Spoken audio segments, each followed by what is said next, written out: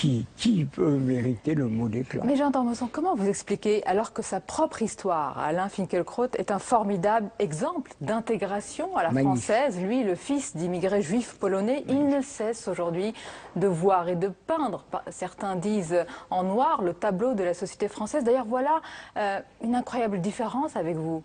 Vous voyez ce qu'il y a. Deux visions de la vie, de la société française. D'ailleurs, est-ce que vous voyez des points communs avec lui?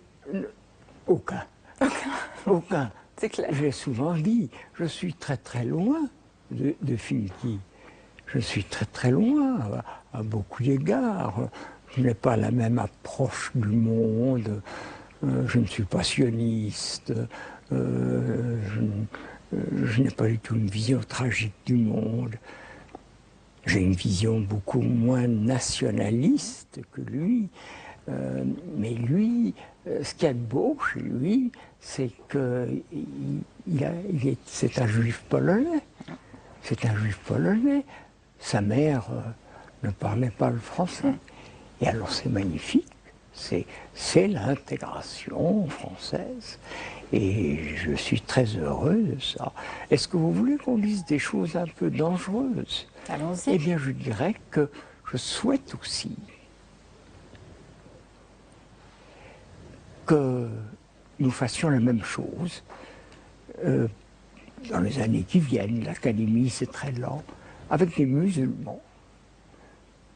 L'islam, je vais me faire incendier, l'islam n'est pas représenté à l'Académie. Il serait normal qu'elle soit représentée. Et je pense que ça se fera. Il faut laisser un peu de temps. L'Académie est une vieille dame qui a beaucoup de mal à accueillir de nouveaux. Poursuivons votre idée. Si on fait cette place, qui on pourrait accueillir alors? Je ne le sais pas. Alors là, écoutez, je me suis déjà énormément avancé. Je n'ai aucun titre pour parler au nom de l'Académie. Mais donc je ne peux absolument pas donner de nom. Mais en tout cas, il y a un grand nombre de Français musulmans. Je crois que ce serait équitable, que ce serait souhaitable. Je serais heureux qu'il y ait un représentant de l'islam. Ça c'est dit. Il y a eu aussi d'autres, peut-être des rumeurs. Certains ont évoqué le nom de Michel Houellebecq, l'auteur de La Soumission. Là, on va encore peut-être plus loin dans la transgression. Jusqu'où l'Académie peut-elle ouvrir ses bras et ses portes là, je à suis ses philosophes plus et à à ses mon aise écrivains? parce qu'il y a des gens beaucoup plus compétents que moi qui ont lancé le nom de Houellebecq. Ça n'a pas l'air de vous déplaire. J'ai tort? Non, pourquoi pas? C'est un grand écrivain. Il est aussi très très loin de moi. Et alors, oui, moi, s'il se présentait, je voterais certainement pour lui, certainement. Je crois qu'il faut mettre un peu de mouvement et de débat. Il ne faut pas que ce soit tout le temps quelque chose d'absolument consensuel, du même milieu exactement. Oui, vous avez raison. Vous savez que j'étais très pour l'entrée de Aragon, qui avait, à mes yeux, 3 avantages, même 4. Les 3 avantages étaient qu'il était homosexuel, qu'il était surréaliste et qu'il était communiste. Eh bien ça aurait enrichi l'Académie. Le 4e avantage, c'est que c'était un immense écrivain. Oui, ça aide.